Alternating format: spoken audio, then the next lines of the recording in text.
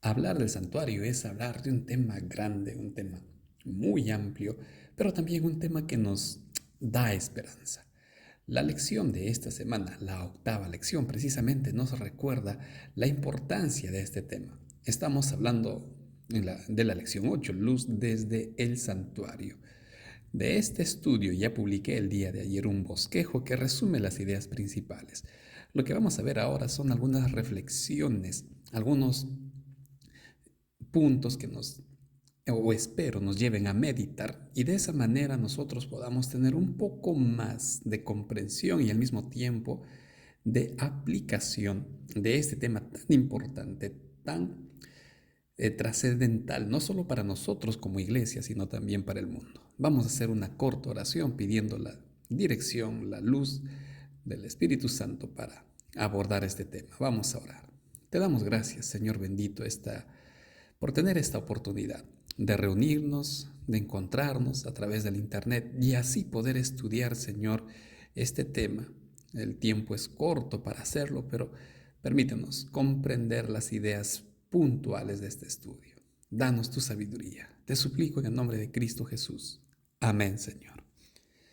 Luz desde el santuario. Lo que vamos a ver obviamente está basado en el estudio de esta semana y es por ello que divido todo esto en tres partes. En primer lugar, hablaremos del día de la expiación. Luego vamos a ver brevemente algunas citas sobre el juicio de Dios o el día de expiación, pero en el cielo. Y por último, ¿qué debemos hacer?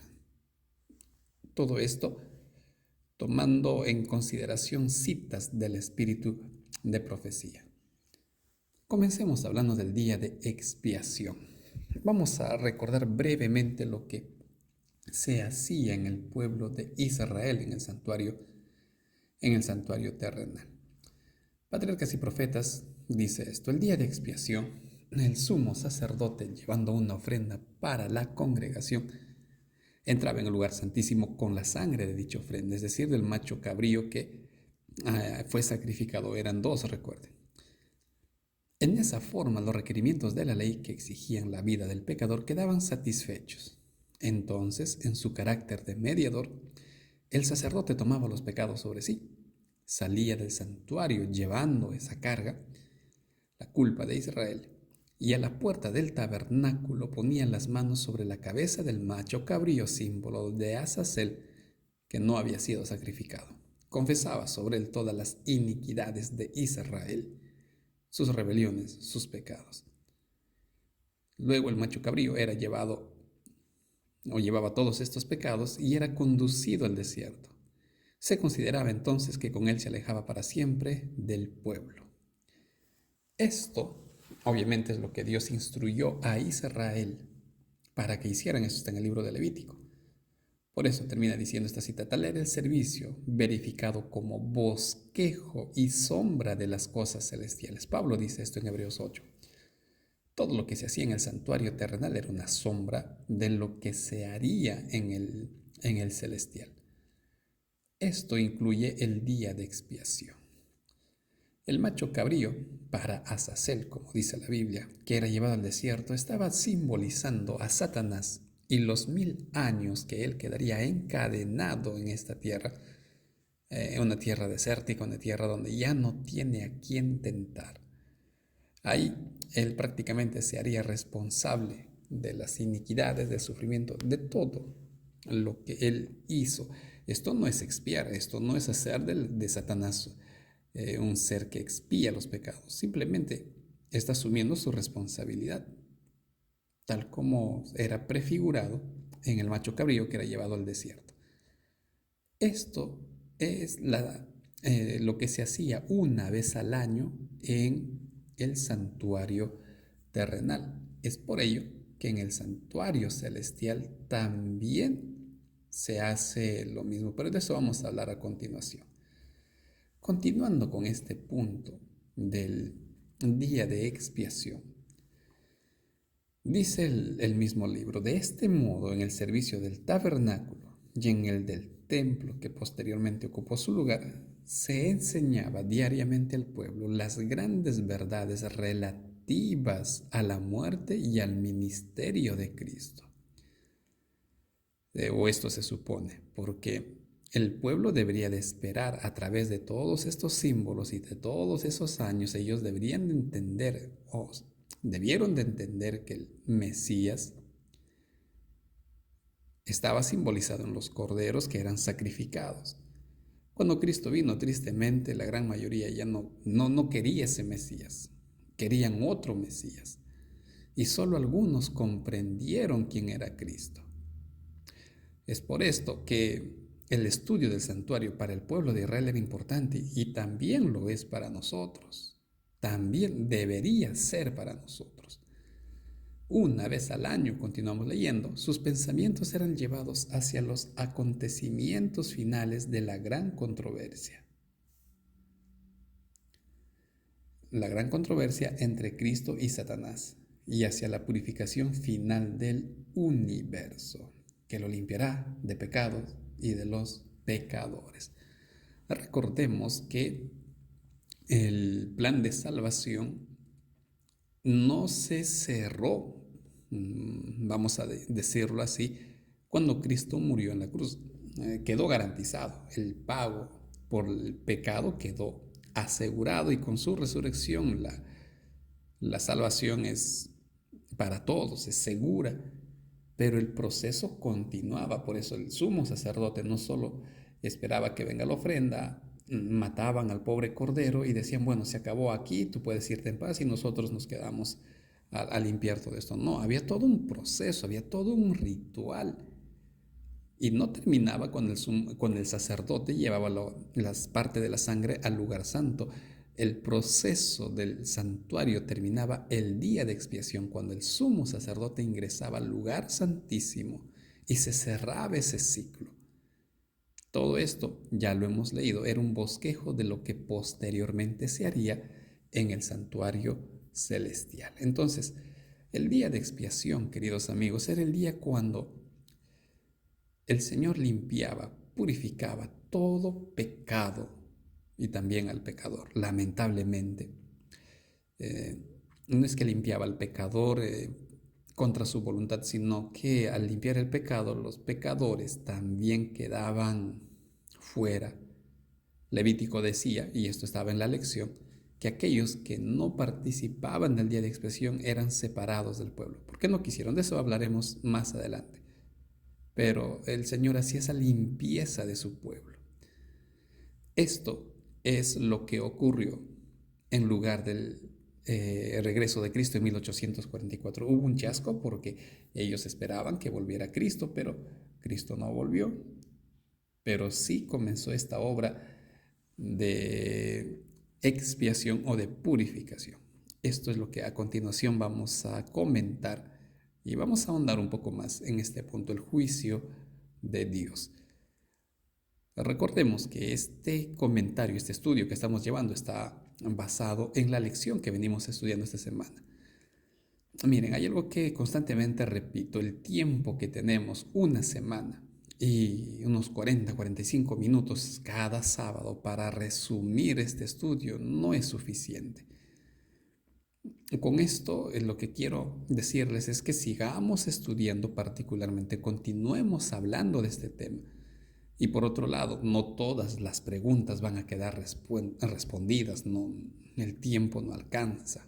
Y algunos puntos vamos a entenderlo mucho mejor en el cielo. Pero el día de expiación del pueblo de Israel apuntaba al juicio de Dios en el cielo. ¿Por qué hablamos del juicio de Dios? Porque en el libro de Daniel, la lección explicó esto antes del advenimiento de Cristo. Después de los imperios, en Daniel 7 y Daniel 8, por ejemplo, después del poder papal, se abrían los libros, se sentaba el juez, el anciano de días. En el capítulo 8 habla prácticamente de lo mismo, la purificación del santuario. Es decir, antes del regreso de Cristo, se da este proceso al cual nosotros llamamos el juicio de Dios, el juicio investigador. Y estamos nosotros en esa etapa. En otras palabras, el día de expiación, la purificación del santuario, también es el juicio de Dios cuando se analiza caso por caso, no para ver quién es el santo y quién no pecó, sino para ver quién se arrepintió. Y de esto tomaremos nota a continuación o en los próximos en las próximas citas. Testimonio para las Iglesias, tomo 5, dice esto: estamos en el gran día de la expiación y la sagrada obra de Cristo que se está llevando a cabo en este momento en favor del pueblo de Dios en el santuario celestial debiera ser nuestro estudio constante. Otra vez, apuntamos a la importancia de estudiar este tema. Seguimos leyendo. Debemos enseñar a nuestros hijos lo que significaba el típico día de la expiación, y que era una época especial de gran humillación y confesión de pecados ante Dios. Vuelvo a decir, en este juicio no se está buscando al culpable, porque el culpable somos todos, amigos. Culpables son todos los hombres, todas las mujeres, todo el mundo es culpable. Hace poco veía la conversación de algunos, entre comillas, intelectuales, porque sí son intelectuales, pero la Biblia hace una separación grande entre intelectuales y sabios. Y estos decían: ay, ¿Dios de qué nos va a salvar? ¿De qué vino a expiarnos? Lamentablemente, a veces el hombre se deja llevar únicamente por su razón. La Biblia nos dice que todos somos culpables, todos somos pecadores. En consecuencia, esta es la oportunidad para alcanzar la salvación. Todos debemos estar participando de esta época, humillándonos ante Dios. El día simbolizado por la expiación ha de ser del mismo carácter. Tenemos por delante la obra de apartar al pueblo. Ahora, aquí quiero dirigirme a los líderes, aquí quiero dirigirme a los que conocemos la verdad, a la iglesia, no solo a los líderes del pastor, también a la iglesia. Tenemos por delante la obra de apartar al pueblo de las costumbres y prácticas del mundo, de subir cada vez más alto hacia la espiritualidad, la consagración y la obra ferviente por Dios. Esto de la salvación no es algo solamente interno, algo subjetivo. Esto es algo también objetivo. Tenemos que manifestar y dar evidencias de que estamos en ese proceso de santificación, que Dios nos está purificando, que nos está limpiando. Y tenemos que hacerlo con la iglesia. Tenemos que apartar, noten esto, apartar al pueblo de Dios de las prácticas del mundo. Y así, con esa luz, nuestra obra será proclamar el mensaje del tercer ángel, hacer sonar la última nota de advertencia ante el mundo espiritual. Claro, miren esto, consideren esto. Si yo no hago esa obra, mejor dicho, si yo no vivo en santidad, ¿qué luz voy a anunciar? ¿Qué mensaje de transformación, de santificación, de salvación voy a anunciar? Yo tengo que involucrarme en esto. Esto es algo objetivo, por ello digo, mis acciones deben dar evidencia de que me humillé ante Dios, de que me perdonó. Y Hebreos, Romanos también decía que Dios no solo perdona pecados, también nos capacita para vencer el pecado. Tenemos que dar evidencias de transformación. Ahora, si yo rechazo, si yo no quiero participar de este día de expiación, o simplemente las personas a quienes yo les hablo no quieren escuchar, bueno, lamentablemente llegará este terrible momento. En el día del juicio final los hombres verán en que se podrían haber convertido por medio del poder de Cristo. Conocieron las exigencias de Dios, pero se negaron a cumplir las condiciones establecidas en su palabra.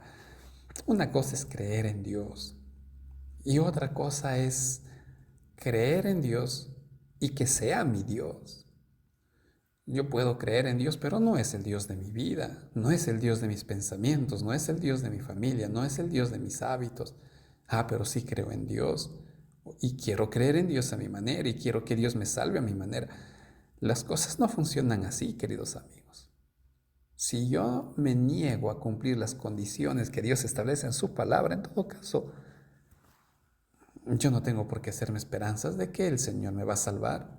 porque yo estoy buscando salvarme a mi manera y la salvación no obra de esa forma. Claramente, como la luz del sol del mediodía, todos ven lo que podrían haber tenido si hubieran cooperado con Dios en vez de oponerse. El cuadro no puede modificarse. Lamentablemente, sus casos están decididos para siempre. Deben morir con aquellos cuyos caminos y obras siguieron. Esto es en caso de que yo me cierro, la gracia se acaba para mí, es decir, el Espíritu Santo se retira. Habré decidido mi futuro, habré decidido en este caso y tristemente mi condena eterna. Seguimos con este libro, Alza tus ojos, la página 201. Un rayo de luz llegará a las almas perdidas. No un rayo de luz en el sentido de esperanza, sino en el sentido de conocimiento, en el sentido de clarificación. Entenderán plenamente el misterio de la piedad que despreciaron y aborrecieron durante su vida. ¡Qué pena! Comprenderán que sí podían salvarse, que las advertencias eran serias, pero ya es tarde. Y ya no hay arrepentimiento por si acaso en ellos. Lo que hay es simplemente remordimiento porque no quisieron. Pero ya el pecado ha corrompido su corazón. Los ángeles caídos, dotados de una inteligencia superior a la del hombre, se darán cuenta de lo que hicieron al emplear sus poderes para inducir a los seres humanos a escoger el engaño y la falsedad. Todos los que se unieron al impostor, los que se instruyeron en sus caminos y practicaron sus engaños, deben perecer con él. A estos el Señor Jesús los mira compasivamente y los dice: apartaos. Y separados de Dios, dijo Cristo, nada podéis hacer. Yo soy el camino, la verdad y la vida, y separados de Dios no hay vida. Entonces, ¿qué les espera? ¿El tormento del infierno? No, lo que les espera es la muerte eterna.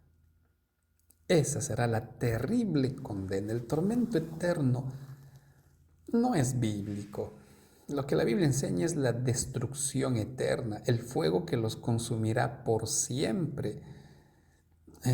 No que los va a consumir siempre y sin morir. Separados de Dios no hay vida. Entonces, ¿qué vida puede haber en un infierno? ¿Quién les da la vida? El ser humano no es inmortal por naturaleza. La vida viene de Dios. En todo caso, si el ser humano sería inmortal por naturaleza, pues habríamos existido por la eternidad en alguna especie de otra existencia, pero no, esto no es así.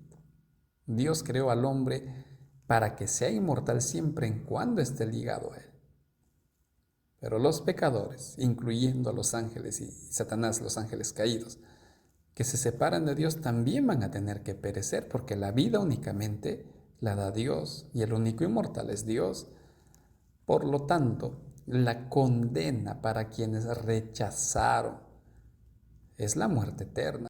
Esto es lo que decía el libro de Levítico: aquellos que no afligen su ser serán separados del pueblo, aquellos que no quieren escuchar, aquellos que no quisieron participar, aquellos que intentaron salvarse a su manera, tristemente tendrán que ser separados del pueblo o separados de la iglesia de Dios, de la salvación, porque no nos salvamos como queremos, no nos salvamos como creemos, sino como dice la Biblia. Entonces, esta es la paga para aquellos que se obstinaron en sus ideas. En consecuencia, ¿qué debemos hacer?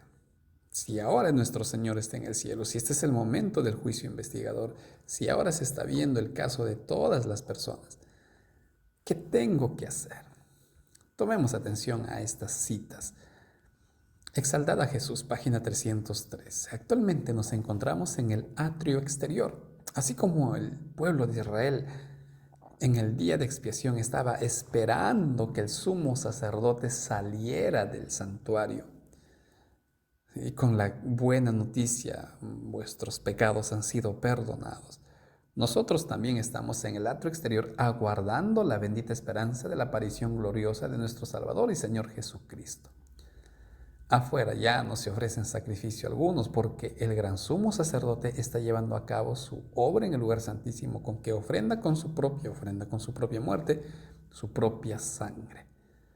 Durante su intercesión como abogado nuestro, Cristo no necesita ninguna virtud humana ni mediación de nadie. No pretendas decirle a Dios: mira, Señor, tú tienes que salvarme porque soy bueno.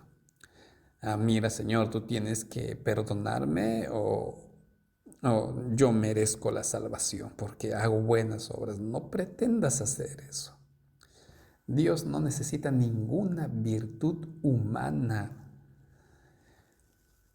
¿Por qué algunos entienden que la salvación y el pacto de Dios fue uno y otro, que en el antiguo era por obras y en el nuevo es por gracia? No comprendo. La Biblia siempre enseñó que la salvación es por gracia. La Biblia siempre enseñó que la salvación es por fe, inmerecida, y es por eso que es gratuita, es una gracia de Dios. No pretendamos justificarnos, no pretendamos llamarnos salvos, dignos de merecer la salvación, que no hay nada que arreglar con Dios. Querido amigo, no basta que tú te examines tu vida, tú tienes que dejar que la Biblia te examine a ti. Tú tienes que dejar que Dios te examine a través de su palabra y te muestre tu verdadera condición. Cristo, es el único portador, nos quedamos en esta parte, no necesita de ninguna virtud humana ni mediación de nadie. Él es el único portador del pecado, la única ofrenda por el pecado, hablando de Cristo que cargó nuestros pecados. La oración y la confesión deben dirigirse solo a Él, quien entró una vez y para siempre en el lugar santísimo. Salvará hasta lo sumo a todos los que acuden a Él con fe. Esta parte me gustó. Salvará hasta lo sumo. Si hay algo que Dios desea, anhela y por eso está en el santuario, querido amigo, es salvarte. No lo dudes. Si hay algo que Dios anhela con todo su ser, por eso, querido amigo, vino a morir en la cruz que me correspondía, muerte que te correspondía, es salvarte, perdonarte, limpiarte. Dios está esperando que caigamos de rodillas y digamos: Señor, perdóname, no me di cuenta que era malo. Señor, perdóname, no me di cuenta que era tan pecador. Yo me creí bueno, yo creí que estaba haciendo lo necesario para salvarme y pensé que yo me salvaría por mis obras. En fin, lo que tengas que decirle. Y es en ese instante que Dios te abrazará y le dirá al Padre: mira, yo he muerto por él. Yo también me sacrifiqué y sufrí la cruz por él, por favor. Ya no lo mires a él, mírame a mí, y Dios te da su justicia. Él salvará hasta lo sumo a todos los que acuden a él con fe.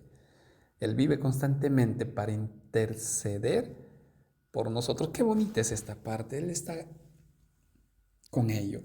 Como escuché a un pastor decir, el Señor no murió en la cruz y dijo: bueno, ya hice la parte que me correspondía, ya resucité, ahora bueno, pues que vengan los que puedan. Cristo subió al cielo para seguir trabajando por nuestra salvación. Todo el cielo, querido amigo, está interesado en nuestra salvación. Así es que no desaprovechemos esta oportunidad. No desaprovechemos esta oportunidad. Tomemos atención a la siguiente cita. Conflicto de los siglos, página 480. Estamos viviendo ahora en el gran día del juicio, del día de expiación.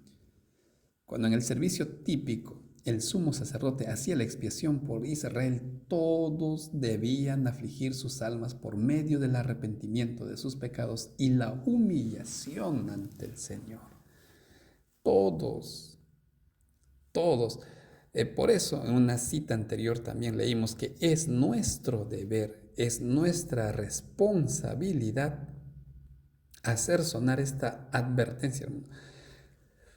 ¿Por qué Dios llamó a una iglesia en este mundo? ¿Y por qué lo simbolizan los ángeles? Porque Muy bien, tú sabes esto, tú estás comprendiendo la importancia del santuario, pero hay tantas personas en el mundo que no tienen idea de esto. Hay personas que siguen engañadas creyendo que la salvación es por mérito, que la salvación es por lo que tú haces o que lo que a mí me enseñaron, por ejemplo, en el colegio. Y si no me equivoco, hasta en la iglesia, algún fulano por ahí, que Dios tiene una balanza donde Él coloca en ambos platillos tus buenas y tus malas obras y que al final va a tomar la decisión en base a cuál pesa más. Esa idea, no sé de dónde la sacaron, pero la salvación no funciona así, la salvación no se da de esa manera. Ahora es el momento de humillarnos ante el Señor, de caer de rodillas, Señor, por favor, perdóname. Caramba, no me di cuenta. O si lo sabías, pues busca a Dios y tu mente, si tu conciencia te dice, pide perdón, arregla con el Señor, hazlo, querido amigo. Este es el momento, no después. No nos engañemos. Hay muchos que por X razones no quieren arreglar su vida en este momento con Dios. No después está en la mente. Eh, yo no quiero usar el argumento común de que, mira, la vida no es segura, nadie tiene la vida comprada, que puede pasarlo en cualquier momento lo peor. Eso tú lo sabes muy bien. Lo que de repente olvidamos o desconocemos es que estás jugando con el pecado. Y mientras tú estés abrazando al pecado, lamentablemente tu corazón se está endureciendo, tu corazón se va haciendo insensible a la voz del Espíritu Santo. Tu corazón cada vez se siente más cómodo en el terreno pecaminoso y cada vez molesta menos, cada vez fastidia menos. Eso es peligroso, querido amigo. Es muy peligroso. Porque es cierto, Dios te va a cuidar. Y yo no te voy a decir que si tú no te entregas tu vida ahora a Dios, la muerte te va a sorprender. Eso solo Dios lo sabe. Pero lo que sí te quiero decir es que el pecado encallece el corazón. El pecado hace insensible los oídos a la voz de Dios. El mayor peligro no es que te sorprenda la muerte en condición de pecado. Eso tú lo sabes bien. El mayor peligro es que tú te vuelvas insensible a la voz del Espíritu Santo. Este es el momento de humillarnos ante Dios. Si no querían verse separados del pueblo de Dios, ahora hay que humillarnos de la misma manera. Todos los que desean que su nombre sea conservado en el libro de la vida, pues ahora debemos afligir nuestro corazón en los pocos días que quedan en el tiempo de gracia. Aflijamos nuestras almas ante Dios con verdadero arrepentimiento y dolor por nuestros pecados. No juguemos con el pecado, queridos amigos. No caminemos coqueteando con el pecado. ¿Qué debemos hacer? Pues humillarnos ante Dios, confesar pecados y anunciar al mundo. Y sobre anunciar, quisiera leer esta última cita que yo creo que ya vamos comprendiendo con esta ilustración, con este gráfico. Vamos a tomar mucha atención lo que esta cita nos dice. Consejos sobre mayordomía cristiana, páginas 133 y 135. Cuando los casos de todos pasen en revista delante de Dios, no se formulará esta pregunta. ¿Qué profesaron ellos? ¿Qué creyeron? Ah, era adventista. Uy, no, adventistas sí pasan directo. No, no. Sino que la pregunta que se hará es, ¿qué hiciste tú? ¿Qué hizo el pastor Joab? ¿Ha ejecutado la palabra de Dios? ¿Ha vivido para él mismo? ¿O bien se ha ejercitado en obras de benevolencia, bondad, amor, prefiriendo a los demás antes que a él mismo, negándose a sí mismo, para bendecir a otros. El apóstol Juan en Apocalipsis 11:19 ve el arca del pacto. Dentro del arca del pacto, recordemos, estaba la ley. Si el arca del pacto estaba siendo presente en el Nuevo Testamento, entonces, ¿qué más evidencias yo quiero tener para saber que la ley de Dios sigue siendo vigente y es eterna? La primera parte de los mandamientos dice, ama a Dios con todo tu corazón, y la segunda parte, ama a tu prójimo. ¿Cómo yo puedo explicar y hablar que la salvación es gratuita y las obras no importan? Las obras importan. Las obras no me salvan, pero las obras sí dan evidencias que me salvé, o que estoy salvado, o que estoy en ese camino. Las obras dan evidencia que amo a Dios. El amor es acción, el amor es algo concreto, es algo objetivo, se ve a través de mis acciones, de mis obras. Entonces, ¿qué más tengo que hacer? Confesar a Dios, sí. Entregar tu vida, sí. Aceptar, sí.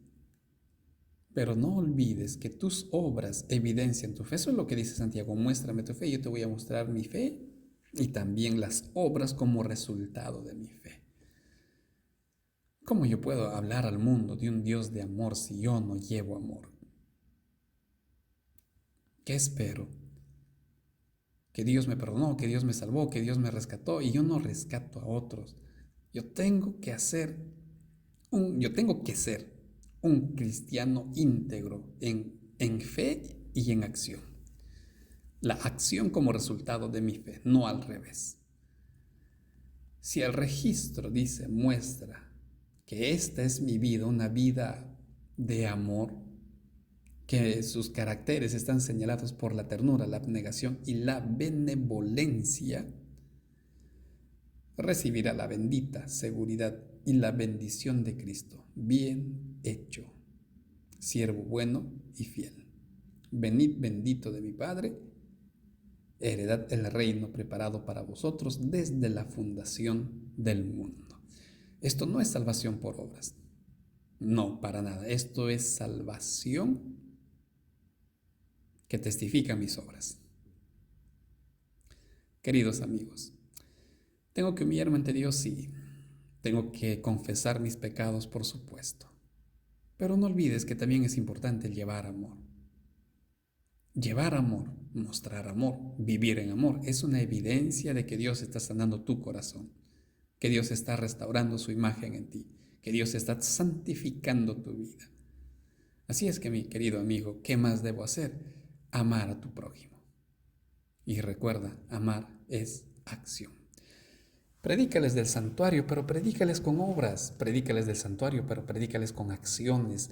Háblales del amor de Dios a través de tus acciones. Y nunca olvides que tu primer campo misionero es tu familia. Tu primer campo misionero es tu hogar. Ahí es donde tienes que trabajar.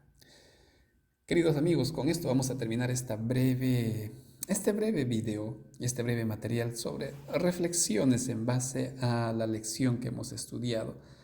Hoy hemos visto brevemente esto. Espero la semana que viene tener un poco más de tiempo para poder compartir el comentario que solemos hacer cada semana. Por ahora les dejo este material, espero sea de utilidad, y si consideran que estas diapositivas las necesitan, pueden escribir en los comentarios. Muchas gracias, queridos amigos, por acompañarme. Que Dios los bendiga a todos ustedes. Siempre es un gusto, es una bendición y es un deleite poder estudiar la palabra de Dios con ustedes. Vamos a hacer una oración para terminar. Te damos gracias, Dios mío, porque estamos aún bajo la gracia, porque no nos salvan nuestros méritos o lo muy bueno que yo pueda hacer, sino que tú ya pagaste el precio por mi rescate, por nuestro rescate.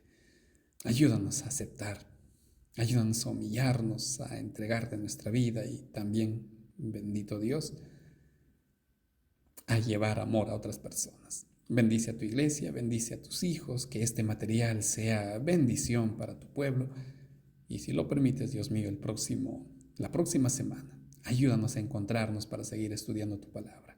Te ruego esto, mi Señor, en el nombre de Cristo Jesús. Amén, Señor. Queridos amigos, que Dios los bendiga a todos ustedes. Ha sido un gusto una vez más. Un abrazo y si el Señor lo permite, nos encontramos la próxima semana. Bendiciones.